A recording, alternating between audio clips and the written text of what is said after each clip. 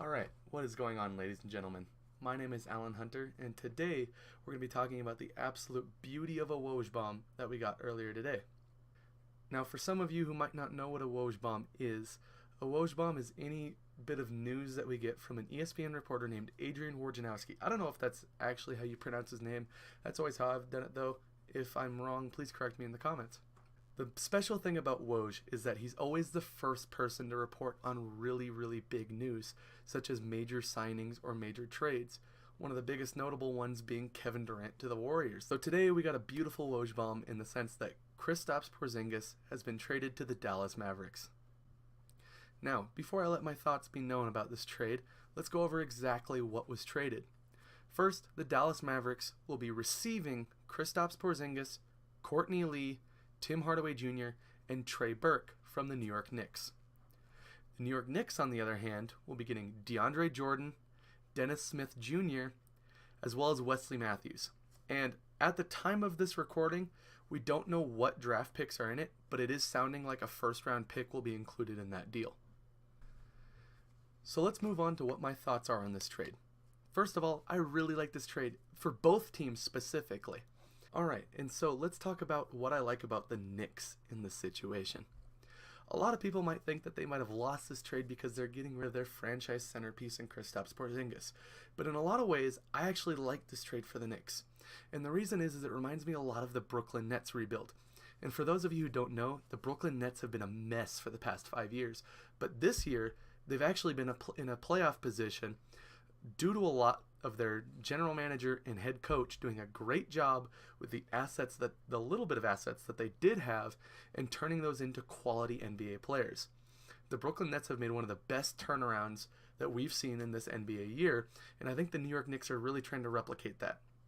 One of the biggest problems with the New York Knicks is that they've been relying too heavily on free agency, and with that have missed heavily on some big names and struck out on some smaller names that should not have gotten the money that they did. Cough, cough, Tim Hardaway Jr. But the thing I like about the Knicks right now is that they're showing that maybe they're not relying on free agency anymore. They've continually found out that the New York market is not enough to persuade big-name free agents into coming to New York. And so I think they're going to be relying a lot more on the draft and a lot more into trading and building up those assets, very much so like the Boston Celtics have or the Brooklyn Nets have. And with that, they'll try to trade their way into a superstar team. And let's look at what I mean by that. Look at the players that they have already established and that they didn't get rid of in this trade. They kept on to Frank Ntilikina, they held on to Kevin Knox, and when they got back, they got Dennis Smith Jr., who's a very young player, DeAndre Jordan, who's older, but he's got an expiring contract, and Wesley Johnson, who's also older, but on his way out here shortly. It's very similar to what the Brooklyn Nets have done. If you remember, the Brooklyn Nets have traded for guys such as Timofey Mozgov and Damari Carroll, who have ridiculously high contracts from teams that are competing for the playoffs and competing for championships, who need that cap space to sign good role players or even a star.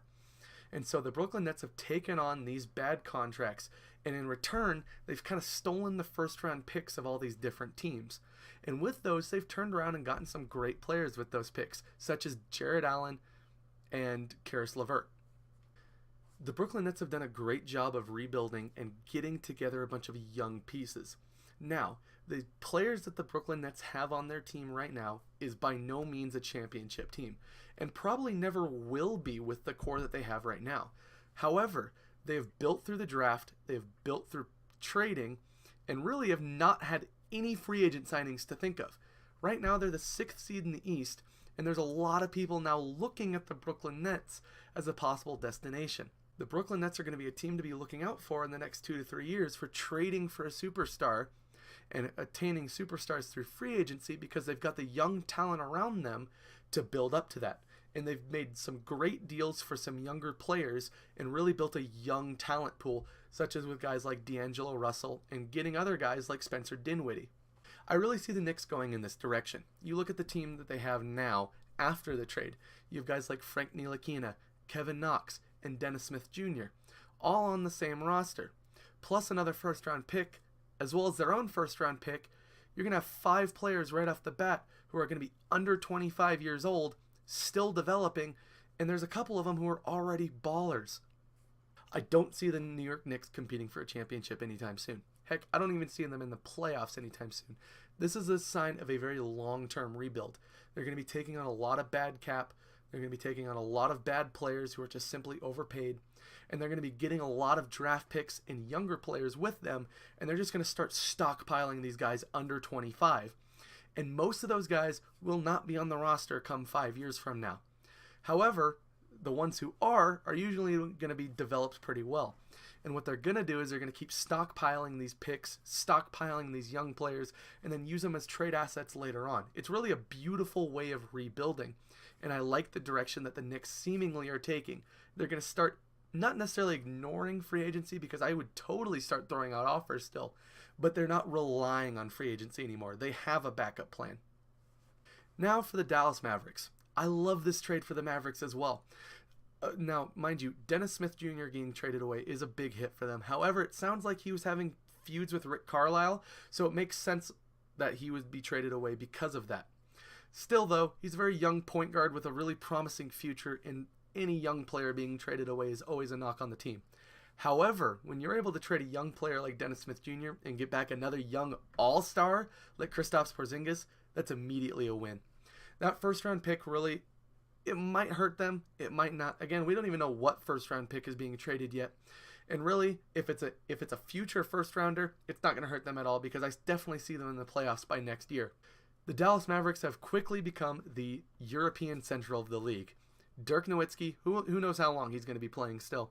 Dirk Nowitzki, Luka Doncic, and Kristaps Porzingis round out a very nice big three of European players that are very, very talented. And let's not ignore the other players that they got in this deal. Tim Hardaway Jr. and Courtney Lee, as well as Trey Burke, are really good role players. They're not well suited to be starters like they were in New York, but they're really nice coming off the bench. Tim Hardaway Jr. is a big question mark because of how much he's getting paid, but the Dallas Mavericks aren't exactly in need of that cap space, and with him off the bench, it only helps them at this point. I think that the DeAndre Jordan getting shipped off isn't actually going to hurt the Dallas Mavericks that much. He had a very solid season with the Dallas Mavericks. However, he really doesn't fit the team that much. You've got a lot of young players on that team, such as Harrison Barnes, Luka Doncic, and now Kristaps Porzingis, that they really didn't need that veteran presence. Same thing with Wesley Johnson. He's getting up there in age. They really don't need that. JJ Barea will probably be on his way out. Dirk Nowitzki will probably be on his way out. The Dallas Mavericks got really young with this trade, and I love that. I love to see them taking on that young kind of identity. My biggest question now with the Dallas Mavericks is who is going to be running the point. Without Dennis Smith Jr., you really don't have that bona fide point guard. And with JJ Barea now being injured, who are they going to be running now? Trey Burke? I really haven't been watching a lot of Dallas Mavericks this year. Luka Doncic has been a great player for them and is probably Rookie of the Year. Dirk Nowitzki is still one of my favorite players of all time, so whenever he actually does hit the court, I love seeing him play. DeAndre Jordan is also one of my favorite players to watch, and I really do like the players that the Dallas Mavericks have had. However, their team, at least the team's success, has not really been there. The thing about the Dallas Mavericks is that their team success just hasn't been very good. At 23 and 27, there's a lot of other teams to watch who you actually see playoff potential in, such as the Brooklyn Nets that I mentioned before. I'm very high on them. I'll probably start watching the Dallas Mavericks a little bit more to see how well they do without Dennis Smith Jr. I know he's been injured a lot this season, and I really don't know who they're running at point guard at the moment because I haven't been watching them. But I'd like to see how they operate with probably Trey Burke now in the starting lineup. So let's get into my grades for the trade. For the New York Knicks, as high as I am on the trade, I'm still going to give it about a B-. They got some really nice pieces from this trade, but it signals a very long-term rebuild for the Knicks, which they've already been in for a very long time, and getting rid of a perennial, once-in-a-lifetime European player such as Kristaps Porzingis is really hard for any franchise just to take. Especially in the New York market, that fan base is not very patient, and so this gets a B- for me. I like the trade, but it could have been avoided had they just drafted and traded and signed better players in the past. As for the Dallas Mavericks, I'm going to be giving this a B+. I like this trade a lot. I love Kristaps Porzingis. He's one of my favorite players in the NBA, and I think he's a bona fide stud. However, He's been injured all this season. We don't know what he's going to come back like, and that's a huge risk when trading for a player. And getting rid of the house with Dennis Smith Jr., Wesley Johnson, and DeAndre Jordan, who are very big pieces to this team. Now, I know that this team hasn't been very good this season, and so it's like, oh, well, get rid of them. They clearly weren't winning. They were a good foundation to have for this team that really doesn't have a lot of young depth yet. And so getting that bona fide stud in Kristaps Porzingis at only 23, that is a big plus for them, because now they have more building blocks. And more importantly, they now have a reason for free agency to come. However, the thing I don't like about this trade is that they still got rid of Dennis Smith Jr., who I would have liked to see stay on the team and resolve his issues with Rick Carlisle. And I think that even though they got a great deal for Kristaps, I don't like giving up a lot of players for really one player. I don't like the contract that they got for Tim Hardaway Jr., and I think there's a very balanced trade, really. I don't think it's a bad trade. I think it's a great trade for both teams. But because it's a good trade for both teams, both of them don't crack an A. They didn't fleece anybody. And with that, I'm going to end this video. The trade deadline is coming up fairly shortly, and really this was the first trade that we got during the trade deadline. I'm excited to see what other players are going to go to whatever teams. I'm excited to see how the NBA is going to be shaken up. Something I'm not excited to see is how much the West is going to keep bolstering their team. I mean, really, when you look at it, who's left in the East? Toronto? So with that, I'm signing out. My name is Alan Hunter, or Flyby Train. If you enjoyed the video, leave a like. Subscribe if you want to see more. I plan on doing a lot more. And please leave some feedback in the comments. I want to know what you guys think of it. And until then, peace.